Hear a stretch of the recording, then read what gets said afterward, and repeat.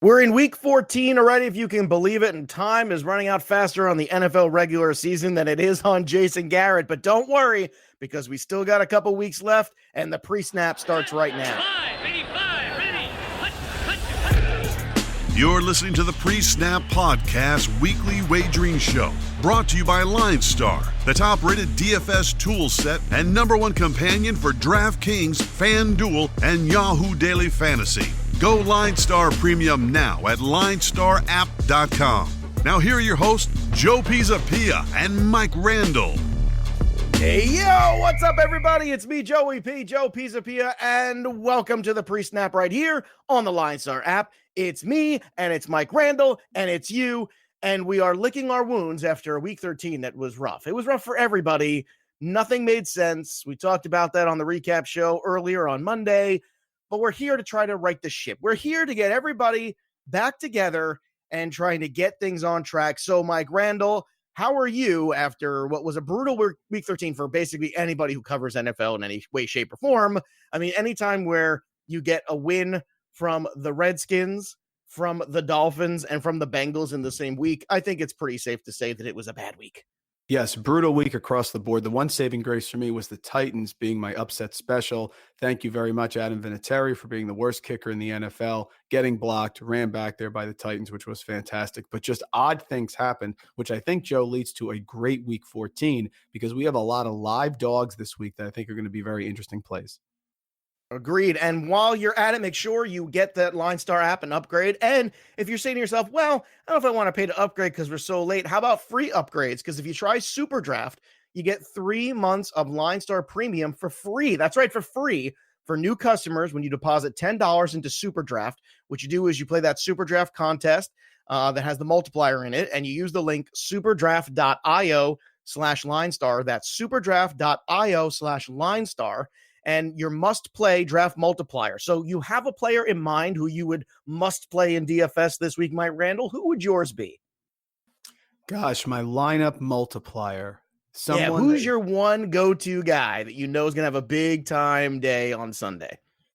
Gosh, can I go? If I'm going to stay on Sunday, that's an interesting one. The guy I really like in fantasy that I picked up actually was Carson Wentz. I think Carson Wentz is going to torch the Giants. I think he's going to have a huge bounce back here. Someone in one of my fantasy leagues in the playoffs actually dropped Carson Wentz, thank God, because otherwise I was stuck with Phillip Rivers. I mean, geez. But outside of that, I'll tell you this, Joe. I don't think Dalvin Cook is playing that much. If you're not putting Dalvin Cook back in the game against Seattle in a game they really needed to win, right? I mean, they're in the playoff I hunt. Agree. Why would you pound the rock with him at home against Detroit? Maybe he plays the first quarter. Maybe he waits till they get up big. So I think Alexander Mattison is going to have a massive, massive game. So that's kind of an under-the-radar guy that maybe people aren't buying into that I think is really going to explode because I just don't see Dalvin Cook getting 20 carries in this game. I just don't think it's going to be necessary. Well, we talked about it yesterday on the show. If Cook is in any way, shape, or form ruled out, we were talking about the DFS show yesterday that Madison becomes an absolute ad. He's going to be 60% owned. Doesn't matter. It's good chalk. Use it and actually let you go up to McCaffrey. But if I had a multiplier, it would be on Christian McCaffrey this week against the Falcons, who always struggle with running backs who catch the ball out of the backfield. And he is the best one there is right now in the NFL. So keep that in mind. Again, that link for free. That's right. You heard me. Free LineStar Premium, superdraft.io/LineStar. Deposit $10, get 3 months of LineStar, play a little Super Draft on superdraft.com, and all is right with the world. Okay, let's get after it, and let's start with, let's go right up to the game that I feel like is a big deal, okay? It's the Baltimore Ravens on the road against the Bills. Now, I'm going to set the stage for you here, Mike, because when I'm looking at this game, I've looked at the Ravens playing the Texans. That was a big game for them. Obviously, last week was a big game, quote unquote, for them against the 49ers. They came out victorious in both of those. They beat the Patriots. That was a very big game for them. Monday night against the Rams, big national showcase. Big game, 4 weeks in a row. Now they're going on the road to Buffalo. It's cold there. I'll tell you what, this game is the Ravens by 6. I'm taking the Buffalo Bills in this one. I'm telling you right now, I think there's a chance the Bills could beat the Ravens in this football game because I feel like the Ravens, how many times can you get up in a row to play? There's got to be a letdown, and the rest of the schedule does not look like a letdown. The rest of the schedule looks like a cakewalk. I feel like this is the one game that could sneak up on them. I think this is a big number for any team on the road, and Buffalo is a pretty good defensive team. Josh Allen's played well. So what do you think? Am I nuts? Am I just not buying enough or drinking enough of the Kool-Aid that Baltimore's selling, or do you think the Bills have a shot in this one? You're drinking the Kool-Aid that I'm drinking also. Yeah.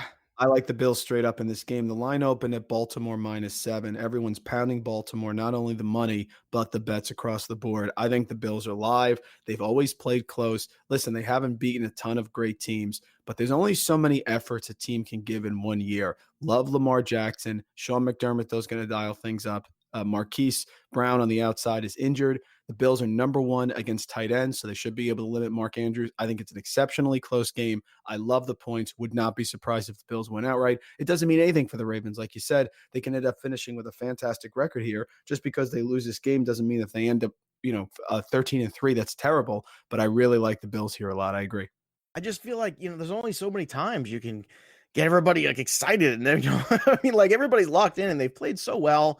And God knows I've been very pro Baltimore. I was very pro Baltimore last week against the 49ers for sure. But I don't know, man. I feel like there's got to be a trap or a letdown somewhere. And I just feel like this is the one. And I feel like Buffalo's ready. Buffalo's had a couple huge wins too. They've had some extra time because they played on Thanksgiving. I really like Buffalo. Now, the number 44, I'm not touching this one. Do you have a feeling about this one? Because I don't. Yeah, I would lean the under with 2 solid defenses, and I don't think the Bills are going to put up a ton of points. And listen, I've been with you on the Ravens. My upset special was the Ravens over the Patriots when it happened. You're right. It's about the matchup. It's about the spots. I don't like either. I'll take the Bills and the under.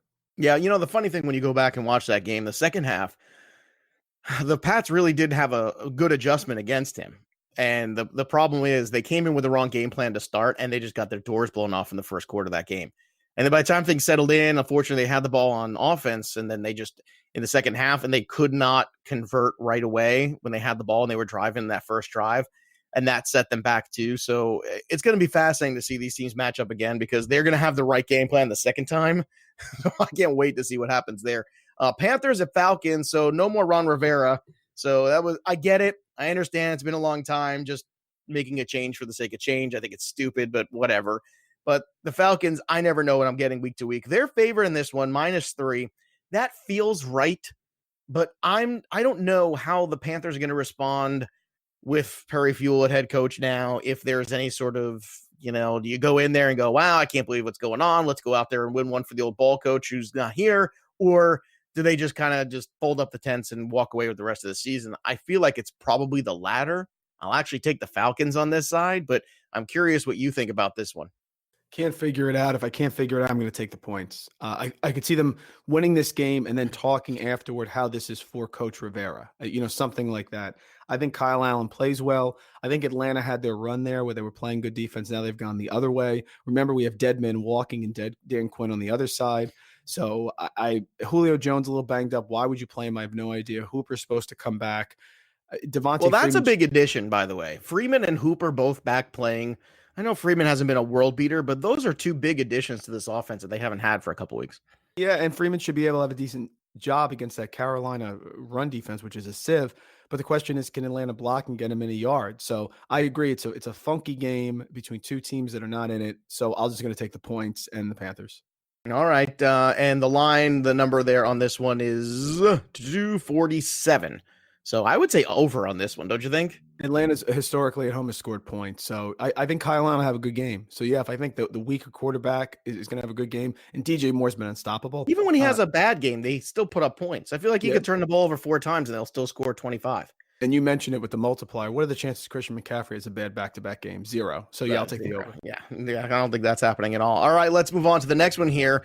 The first time this year, the Cincinnati Bengals and Browns meet up. They meet up twice in the month of December. I don't know what Yahoo at the scheduling department figured this out, but this is wacky right here. But the Cleveland Browns are 7-point favorites at home. The trouble is Baker Mayfield hasn't picked up a football all week, which kind of worries me a little bit. I'm not going to lie. I mean, not that I love Andy Dalton and the Bengals. I don't think that's the case I'm getting to either. But let's just take a look at it for what it is. 7 is a decent number, and the Bengals are coming off their first win of the year. I don't know if that means anything either. But if Baker Mayfield doesn't play in this game or is really banged up, I feel like Cincinnati can keep this close enough in garbage time. Do you agree, or do you think that this is a Browns blowout? I'm going to bet on Baker Mayfield playing. It's supposed to be very windy there, so I don't know how much they're going to be throwing the ball anyway. I like Nick Chubb. I like what Kareem Hunt is doing in that backfield. The Bengals defense is still terrible. Nice win over the Jets. I think this is going to be like Atlanta when Atlanta got the big win. Everybody got fired up, and then they go the other direction. I'll give the points with the Browns at home. I still think this is a rivalry game, so they'll get up. Cleveland, Cincinnati, Sam Weish, remember the whole thing. It's fine. So I'm going to bet on Baker playing, and I will give the points. I'm not going to bet the Bengals on the road, Joe. That's what it comes down to. I know, but seven's kind of, all right. Crazy things are happening lately, so I'm just trying to, not get too ahead of myself. 41.5 is the number. Where are you at with this one? Yeah, because of the wind, it's a stay away for me. No Agreed. idea. Agreed. If it was good weather, I'd go over because two bad teams usually like the offense to explode. But the wind, the conditions, Baker Mayfield, not sure. It's a stay away. All right, one of the bigger numbers of the week, too. We got a couple big ones in a row here. We're kind of piling up. We started small, and we're building the drama of the show here. And we got the Denver Broncos against the Houston Texans. The Texans are 9.5-point favorites, and the Texans look terrific against Tom Brady and the Patriots. Watson played fantastic. Now, Denver's a good defensive team as well, but my concern is Locke making his first start on the road. How much are we going to buy into his ability to move the chains? And then that second half, I feel like Houston pulls away in the second half. This is a game that has you biting your nails at halftime, potentially. And then when you get into the late third quarter, all of a sudden you see hands on the hips because the defense is out there too long. And next thing you know, Deshaun Watson makes a couple big plays. But 9.5, can you get there? That's a big total. It's a big number. Do you feel comfortable with that one, or do you think the Broncos cover? Yeah, get there. Remember, last 4 years, I told you this last week, teams that are underdogs by 9 or 10 points are covering 80% of the time, and it's held true this year. When you get that 9-10 point, that's a very funky area in the NFL. Teams are never as good as they looked one week to the next. Vic Fangio's defense has played very well the last few weeks. They've been locked in. He's done an excellent job, even though they have some injuries there. I'm going to take the points with the Broncos. Do I expect the Texans to win? Of course, but I'm going to go with Vegas here. That 9-10 line last 4 years has historically been very sketchy. It's too much for me. I'm going to take Denver. All right, 42.5 is the number. So if you're taking that, I'm going under, I'm guessing, right? Yeah, it's again kind of a stay away. I'm really not sure. Don't trust the quarterback there. In Denver, could be a slop fest, could be a late touchdown there by Deshaun Watson. It's a stay away. But listen, a lot of over and unders are not good this week. A lot of those points are not great. It's odd, but 4 out of 5 times, folks, Denver's going to cover in this game. That's the way I look at it. Yeah, I like it as well. I would put that as part of a, if you're building the parlay this week, I would build with Buffalo and Denver so far to start. that's a good one. That's a good one. Yeah. That's the beginning of like the 3-team parlay. We'll see if we can find a third one for you. Detroit Lions at Minnesota Vikings. We talked about this one at the top a little bit with Dalvin Cook a little bit in question, Adam Thielen a little bit in question. Cousins has played really well. This is a tough assignment for David Blau on the road after now there's game film on him in Minnesota. Minnesota's a loud building, very tough to play. But 13 is a huge number. That's a lot. And, Blau has at least shown you he could make a play or two. Now, I kind of go back to that last time I saw the Vikings in these Vikings sometimes have weird moments. They go out there and they beat teams that you're like, oh, wow, I can't believe they just put a whooping on this team or that team. And then other teams like Denver a couple weeks ago, they kind of struggled against. So how do you feel about the 13 here with the Lions traveling on the road to Minnesota? This one I've really struggled with. I think that the Vikings pass defense is toast. Xavier Rhodes, it's not good. Xavier Rhodes screaming last week because he didn't have coverage. Xavier, you got crushed, man, on that. I mean, he's at the point now where he's getting beat so badly, he's screaming at players that are behind him that aren't covering, but he's been toasted. Well, look, and if you're Xavier Rhodes, you're not supposed to be looking for help. You're supposed to be a shutdown guy. He's not at this point in his career. He's not anymore. But that's the one thing where the Lions do excel. Let's be honest. I mean, Galladay and Jones, the one thing they have left is the passing game there. We heard that Xavier Rhodes was watching the preseason. Then, Joe, that threw us off the scent because they played the Falcons in week 1, and he kind of held down Julio. So we kind of forgot about that with Rhodes. I'm still going to take the Vikings, man. I think this is going to be very similar to the Denver game where the Lions play very close to the vest. It's still David Blau. Okay, it's still David Blau on the road. That's what I can't get by. I expect a late cover here by the Vikings. Again, I said Dalvin Cook, I don't expect to get a ton out of him. I think he'll play a little bit, be about 50-50 with Madison, but you can run the ball in the Lions. Madison's an aggressive downhill runner. I think Thielen may be back also. Vikings defense has not been great, but they're home where they usually do well under Mike Zimmer. It's a close one. It's a tough one. I'm not going to take the points with the Lions. I will give the points with a late cover with the Vikings. All right. What about the number 43.5? I will go over on that because I think David Blau is going to put points up. I think he's going to connect with Golladay like he did on Thanksgiving. Marvin Jones always does well against Minnesota. I think they're going to put some points up there. Yep. The LineStar app loves Marvin Jones this week, by the way. Just FYI. Oh, yeah. I saw it. The LineStar app loves him this week. All right. Indianapolis Colts without T.Y. Hilton probably for the rest of the year, it's starting to look like. They will get Marlon Mack back in this game. We'll see how limited or what situation we're in with him. But Tampa Bay, regardless, is favored at home by -3. That's usually kind of the standard, home favorite sort of thing. So almost in a way, it's almost like an even. So tell me, do you think the Bucs, well, let's be honest, I mean, since they got their just absolute embarrassment handed to them in London and they had that bye, they've played better football. I mean, they haven't won a lot of games necessarily, but they've played better football. I feel like the Colts are everything's just piling up on them, and I feel like the weight of the season is just starting to drag them down a little bit. I'm not trying to run the narrative here so much as just look, last week you got kind of underperformances from Evans and Godwin. I can't imagine that happening 2 weeks in a row. I actually think the Bucs will cover here. Am I crazy? No, Frank Reich is superior coach, but the Colts are running the wrong direction. They're just running out of steam. They're running out of gas. And no T.Y. Hilton, partner, against a team that has a terrible pass defense. So the Colts are going to run the ball. They happen to be going against the absolute brick wall run defense in the NFL in Tampa Bay. You cannot run on them. Tampa Bay has played better. I think Todd Bowles has a good aggressive defense at home. Godwin went nuts last week. Him and Evans are back. They're going to be solid. O.J. Howard even actually appeared, did some decent things. Peyton Barber, Ronald Jones can't pick up the blitz. I know. I like Tampa Bay. I think they're going to cover. Jacoby Brissett's going to have to make plays through the air, and he doesn't have T.Y. Hilton. I'm not banking on Zach Pascal and Jack Doyle. I'm not doing it. So I agree. I like Tampa Bay. 47.5 is the number here. With also Vinatieri banged up too, the kicking situation a question. I actually would go with the under here. Good call. I feel like this is the trap. People are going to look at it and go, "Oh, the Bucs are going to score a ton of points," and they very well might. I just wonder about what's Indianapolis's ability. I mean, I like Pascal. Don't get me wrong; he's done a decent job, but I don't know, man. I'm concerned about their ability to put points on the board at this point. And 47.5, that would, they got to get that 20 range for that to work. Totally agree. Remember, this is a team that went into Kansas City in a night game and held down the Chiefs on the road. So I certainly think they can do it here. I like the under.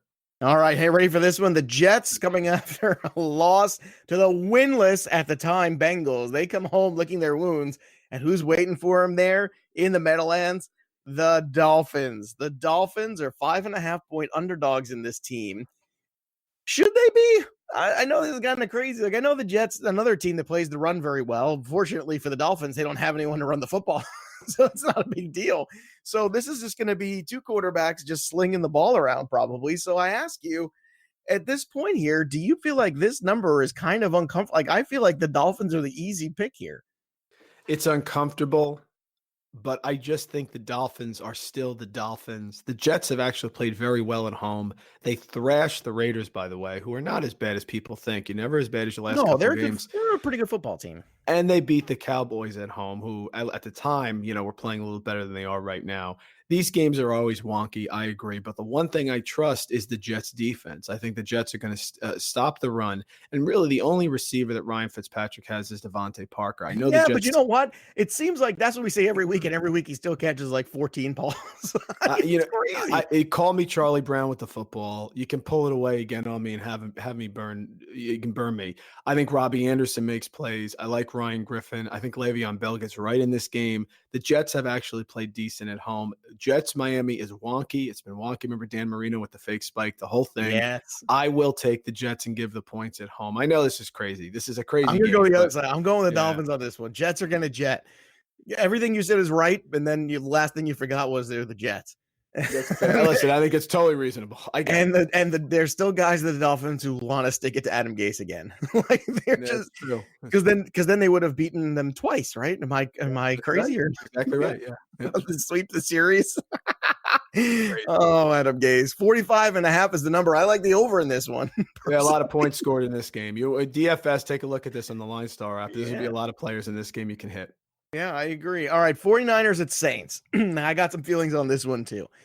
49ers so far have struggled against the teams. I don't want to say struggle, but they've lost. Let's put it that way. They haven't come up with the W's against the better teams so far that they've played. So, that being said, New Orleans, historically outside of the stupid Falcons a couple weeks ago, was very tough in that building. I just don't think they can outscore them. And I think what the things that they have to their favor is Alvin Kamara and Michael Thomas, who likes to sometimes work in the slot a little bit and sometimes, catch those quick passes. That's how you beat an aggressive pass rush. So Drew Brees might not be Lamar Jackson, obviously. But in terms of his ability to get the football out, Drew Brees knows exactly what he has to do here.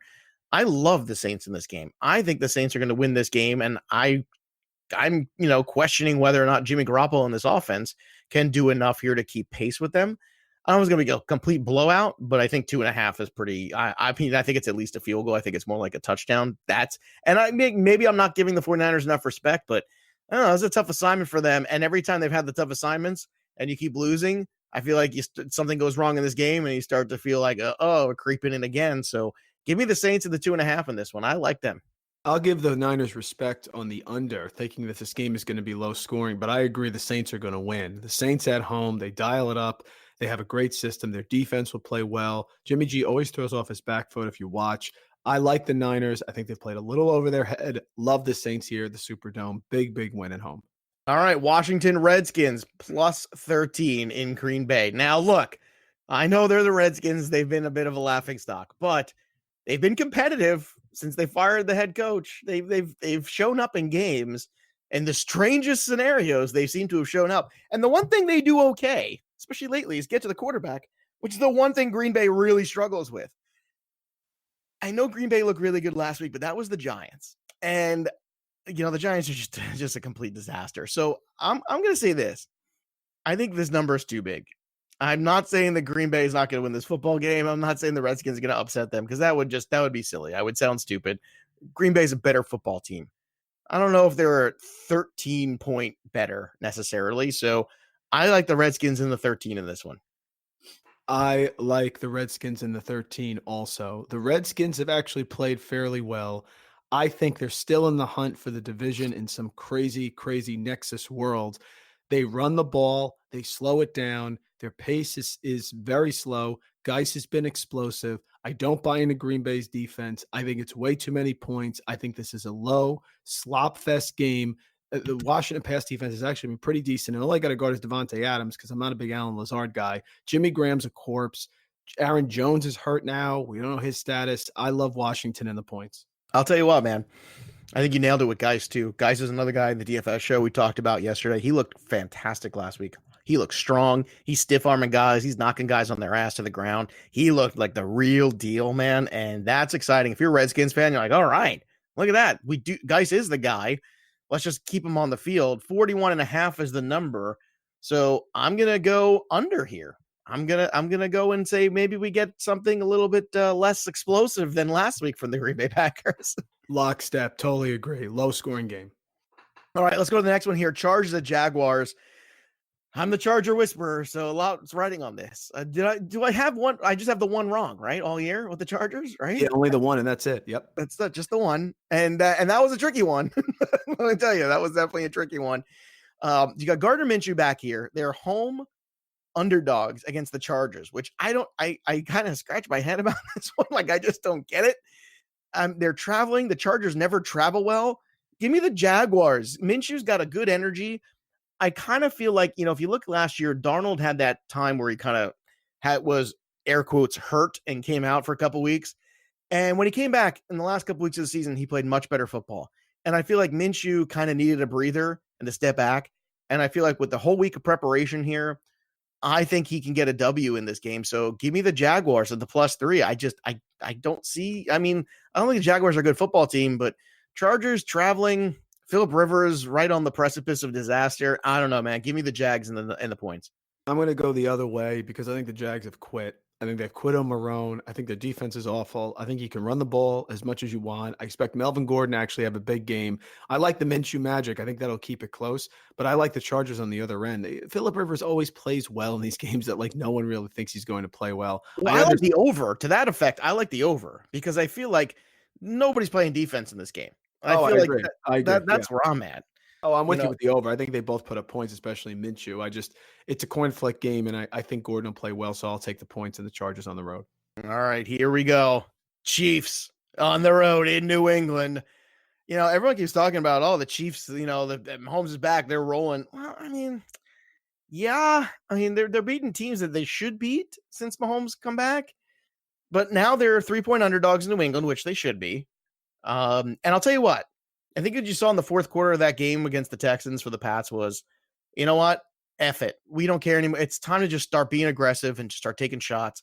And all of a sudden they started putting points on the board. And you know what? I feel like there's a little bit of confidence there. That defense in that building, there's very few home field advantages. And I feel like New England is one of the few remaining ones. New England in December historically is not an easy place to win. Question is the 3. So Mike Randle, I'm going to step back for a second. I'm going to let somebody who maybe their judgment isn't clouded by the the enormous posters of Bill Belichick and the freestanding Tom Brady cutout in my office here. I don't have those things, but I should. If you'd like to purchase them for me, let me know. But what are your thoughts on the Chiefs Pats this weekend? I'm with you. I took the line as soon as it came out. Brady and Belichick coming off a loss on a line where they're the underdog or favored by less than 7 in their careers, something like 28-3, 28-4. They're home here. I'm not buying into it. The Chiefs defense, I'm not buying it. I think that Belichick held some stuff back because he knows he has to win this game. How do you go against Belichick and Brady at home in a game against anyone? I can't do it. I know the Chiefs are playing well, but I think he'll put Gilmore on Kelsey, which will slow Kelsey because I don't think Gilmore can stay with Hill. I don't think anybody can. So he'll double Hill and say, go ahead, beat me with Sammy Watkins. Beat me with your slew of running backs, none of which are good. I like the Pats. You know what? If they were able to run, that's the one thing everybody forgets. When you think about especially in that Chiefs game, back in the day, the Kareem Hunt was the guy who was really ruining those games. Like Kareem Hunt was the guy.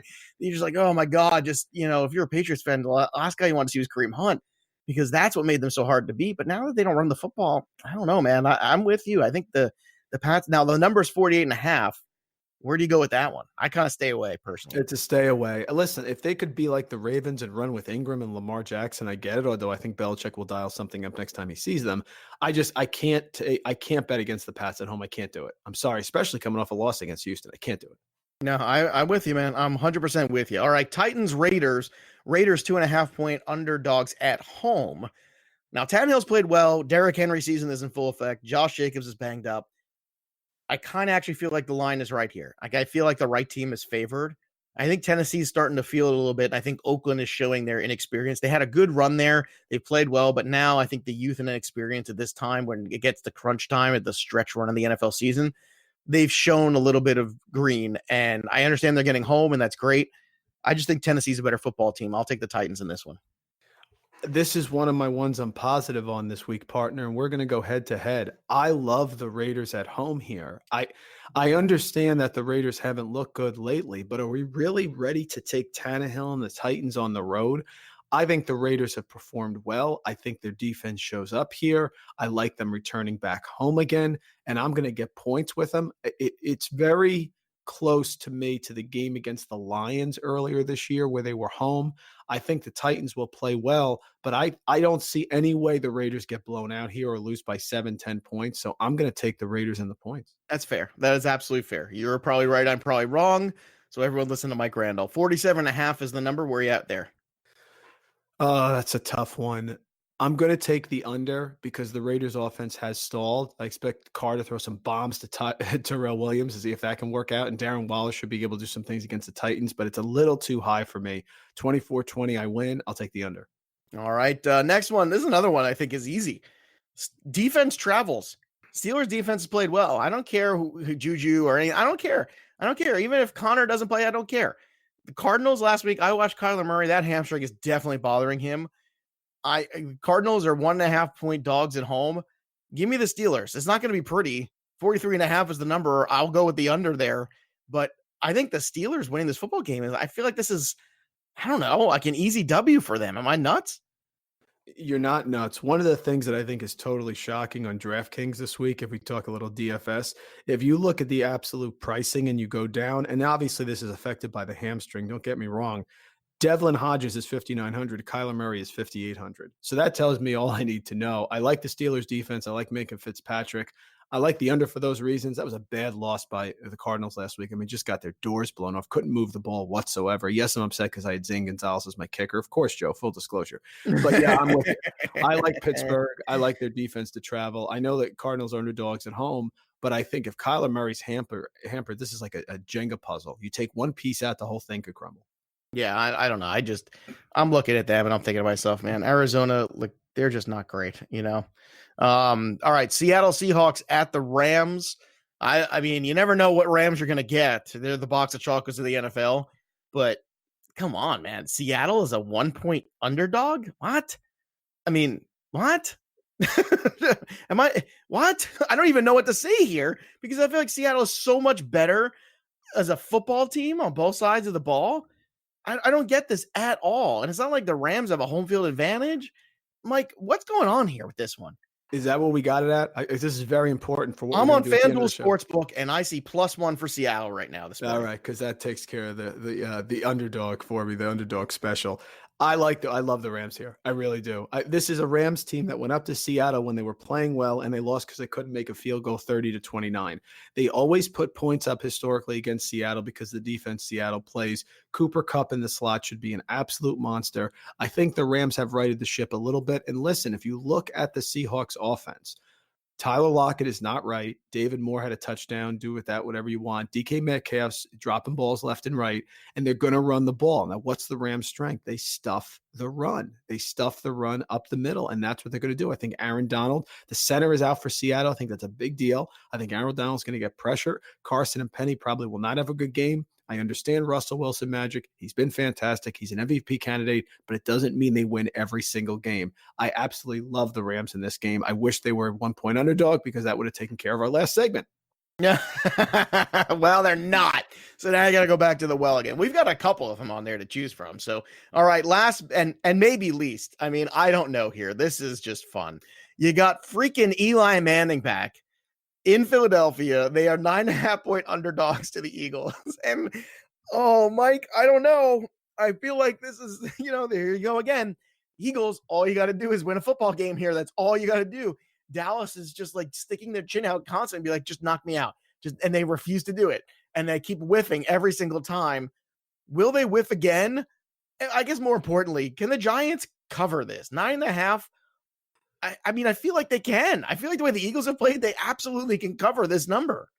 High scoring, close game. That's what I think here. I'll take the Giants and the points. What I feel best about, partner, is the over. I think Wentz is going to smash in the spot. Like I said, I know Eli's going to do well. You know why? Because he just is. Because that's what's going to happen. Because Eli in his entire career ends up having a big game here at the end against a rival on the road, Monday Night Football. Give me 4 touchdowns for Wentz. Give me 3 touchdowns for Eli, maybe 2 picks with that. I think it's a high-scoring game. I love the over, and I will take the points for what you said because I don't think the Philly defense has stopped anyone, so I think both teams are going to score. All right, there you have it. So let's get to the upset special. It's upset special time, and Mike Randle, I'll give you the board first. So tell me where you're going, who is going to be crying this Sunday because, they did not get what they thought they were going to get out of their football team. So Mike Randle, upset special, go.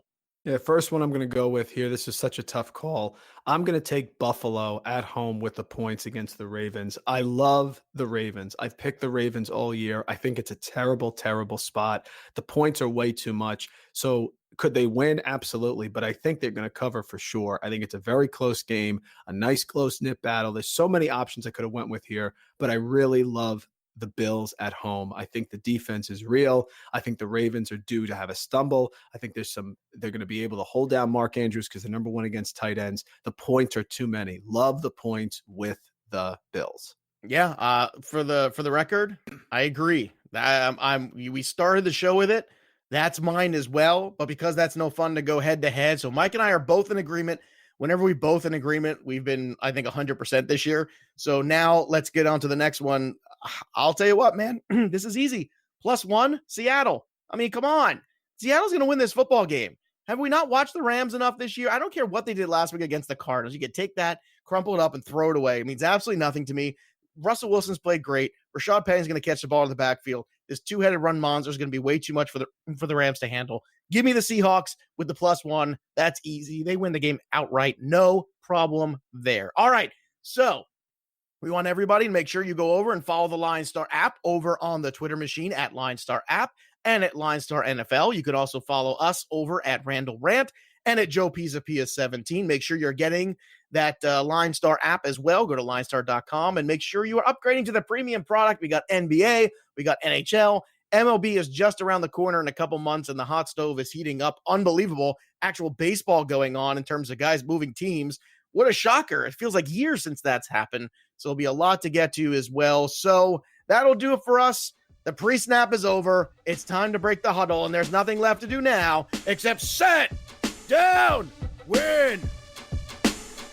You've been listening to the PreSnap Podcast Weekly Wagering Show, brought to you by LineStar. Hit subscribe, drop a rating, tell a friend, and stay tuned for the next episode from wagering experts Joe Pisapia and Mike Randle.